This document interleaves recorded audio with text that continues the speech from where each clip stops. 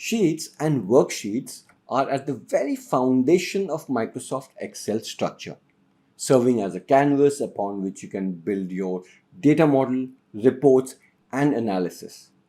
In this video, we will embark on a journey to explore and understand the intricacies of sheets and worksheets within Microsoft Excel. We will delve into fundamental concepts, techniques, and best practices which will empower you to navigate through Excel's user interface with confidence and proficiency. But before that, we need to first understand the difference between sheets and worksheets. In Excel, sheet and worksheet are often used interchangeably, but technically they have distinct meanings. Let's first understand what sheets are. Right-click on a sheet and then click on Insert. You get an Insert dialog box. In this box, you will see a worksheet, a chart sheet, and macro sheets. A sheet refers to a single page or canvas within an Excel workbook where you can enter and manipulate data. Sheets can include worksheets, chart sheets, and macro sheets. A sheet is part of a sheets collection. In other words, the sheets collection refers to all these sheets. Let's understand this using an example. I'm going to launch the Visual Basic Editor using the shortcut key Alt F11. I've spoken about this in Visual Basic Editor and Introduction. Next, I will activate the immediate window. If you already have the immediate window visible, then it's fine. Else, you can make it visible using pressing Ctrl G. I have spoken about this window as well in the Visual Basic Editor and Introduction. I'm going to now type a simple statement in the immediate window. Let me make this slightly bigger.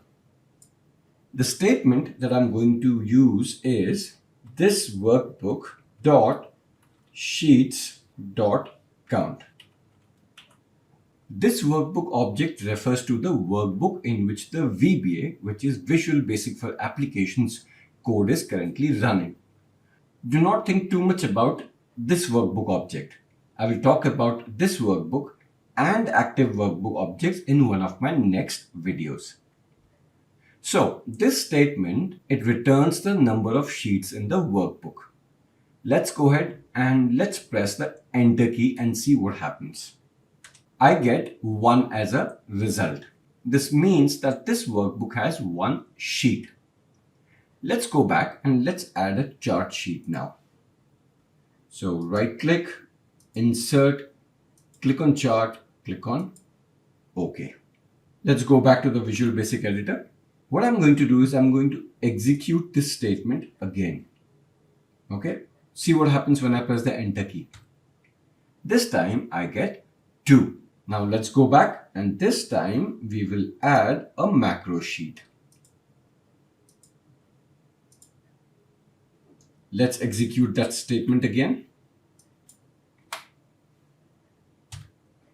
And we get 3. So this statement is telling me that this workbook now has 3 sheets. Like I said, the sheets collection refers to all these sheets. We will talk more about sheets in a moment. Now let's talk about the worksheet object. A worksheet is a specific type of sheet that primarily consists of grid of cells organized in rows and columns. This is where users typically perform the data entry, calculations, analysis, and create charts or graphs. A worksheet is part of a worksheets collection. The worksheet collection refers to all the collection of the worksheet objects in a workbook. We'll understand this in a moment. In this workbook, we have sheet 1, which is a worksheet. And worksheets can be added by clicking on Insert and clicking on Worksheet. Alternatively, you can also click this plus button to insert a new worksheet.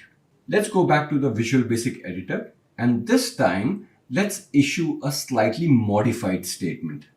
What I'm going to do is I'm going to delete this, and instead of sheets, I'm going to type worksheets. Let's press enter and let's see what do we get. We get 1. This workbook.sheets.count gave me 3 and this workbook.worksheets.count gives me 1. So this statement ignored the rest of the sheets that we added. If I go ahead and if I add a new worksheet and then I come back to the Visual Basic editor and if I execute this statement again, see what happens. I get 2. But if I just run this workbook.sheets.count, I will get 4. So be careful when you're working with the sheet and the worksheet object. To summarize, the difference between sheet and worksheet can be understood by looking at this table. So, a sheet refers to a single page or canvas within an Excel workbook where you can enter and manipulate data.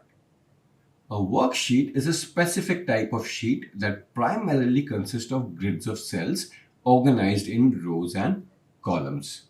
Sheet can include worksheets, chart sheets, and macro sheets like we just saw. Worksheets are where users typically perform data entry calculations, analysis, and create charts or graphs. Similarly, there are 2 other points that differentiate sheet and worksheet. I would recommend pausing the video here and going through these points.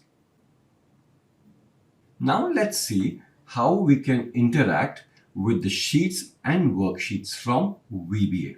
I'm going to insert a module now. I'm going to close the immediate window. Let's create a sample sub-procedure. I have spoken about sub-procedures and function procedures in my video. What are sub-procedures and function procedures in Microsoft Excel for Windows? The first thing that I will demonstrate is how to reference sheets and worksheets. Currently, there are 4 sheets. I'm going to show the names of these sheets using a message box. So I will start typing MSG box, this workbook dot sheets, and then I will type 1, which means it is referring to the first sheet in the sheets collection, and then dot name. Okay, so what I will do is I'm going to now run this. To run this procedure, click on the Run Sub User Form button, or you can press the shortcut key F5. And I get macro 1, which is the first sheet in the sheet collection. Similarly, if I change this to 2 and if I run it, I get chart 1, which is the second sheet in the collection. If I type 3, I get sheet 2. And finally, if I type 4, I get sheet 1. So this is how you reference sheets in a workbook. Now, what if I change the sheets to worksheet and I change this to 1? Okay, let's go ahead. Let's run this. And I get sheet 2. So here the index is 1 and I'm getting sheet 2. Okay, let's go back.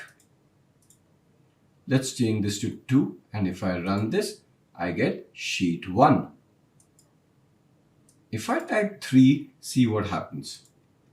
I get subscript out of range error. Now, why is that? That is because there are only 2 worksheets in the worksheet collection. The worksheets ignores macro 1 and the chart 1 sheets. If you remember, when we did this workbook.worksheets.count, it gave 2. So there are only 2 worksheets in the worksheet collection. So 1 or 2 will work. The moment you type 3, you will get subscript out of range error because there is no third worksheet in this workbook. Now, one important point. Using numeric indices like Sheets 1 to reference worksheets in Excel VBA is not recommended because it can lead to errors and make your code less maintainable. You may be wondering, how is that? The order of the worksheets in a workbook can change dynamically as users add, delete, or rearrange sheets. If you use numeric indices to refer to sheets, sheets 1, sheets 2, etc., any change in the order of sheets will affect the functionality of your VBA code, potentially leading to incorrect results or even runtime errors. We just saw that message box this workbook.sheets1.name gave macro 1. So let's check this once again. So I will delete this part. I will type 1 here.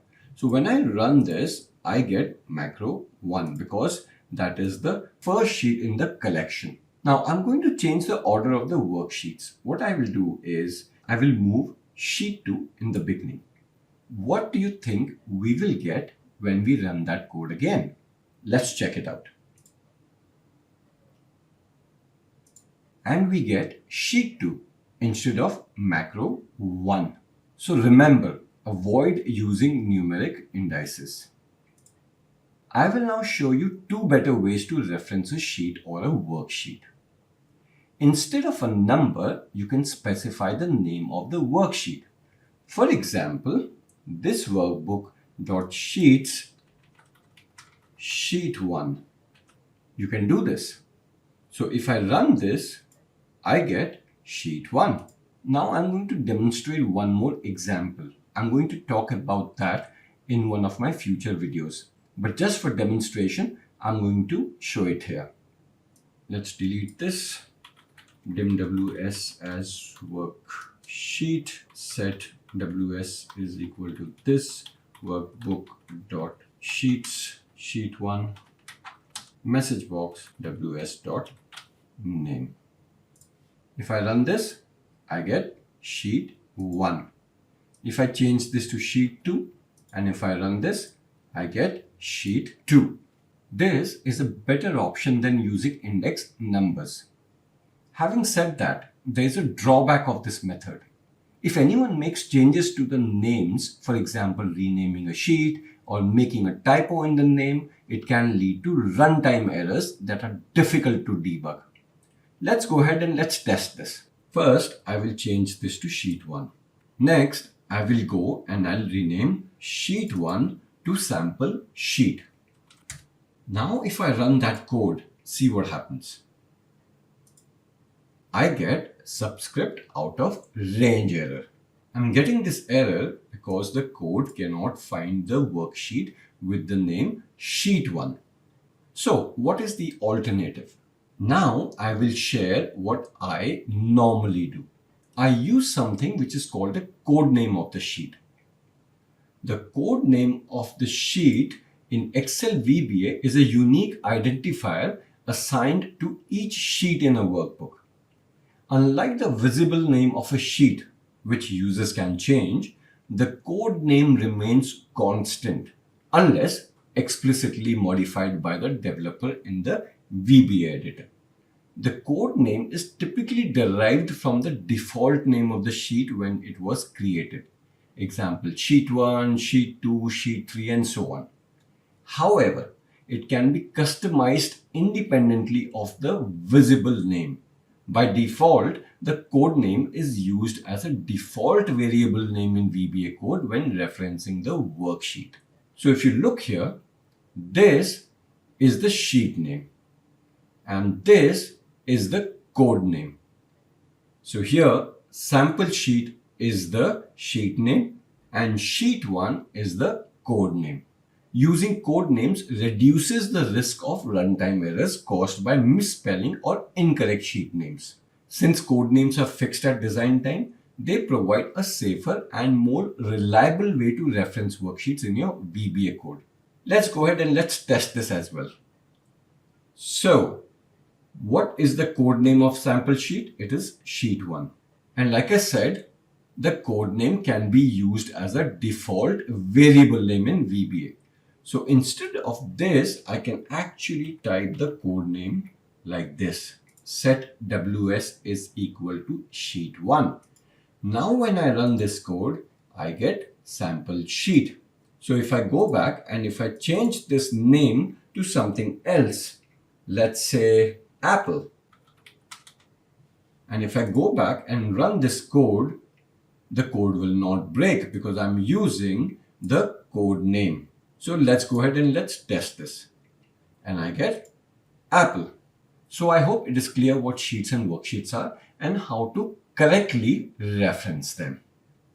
In the next video, we'll understand how to work with sheets and worksheets in detail.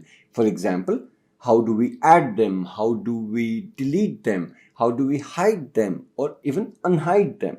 Also, if you remember, I assigned the worksheet object to a variable. I'll talk more about this in detail in my next video. If you have any questions regarding this video, feel free to leave a comment in the comment section below, or you can also email me at support@tamexcel.com. I also have a Facebook page. The link is mentioned in the description below. Feel free to leave a question there and I'll be more than happy to answer your queries. If you like the way I explain things, and if you would like to support this channel, then go ahead, watch a couple of videos, drop a couple of likes, and if you have not subscribed till now, then go ahead and subscribe to this channel. The main benefit of subscribing to this channel is the moment I put up a new video, you will instantly get an alert. And if you are seriously interested in learning Visual Basic Programming from scratch, then check out the playlist. That is where I have arranged the videos in a specific sequence. Trust me, it will help you learn Visual Basic from scratch using high quality videos, and that too absolutely free. So what are you waiting for? If you have not subscribed, go ahead and press that subscribe button. And I'll see you in the next video when I'll talk about sheets and worksheets in detail.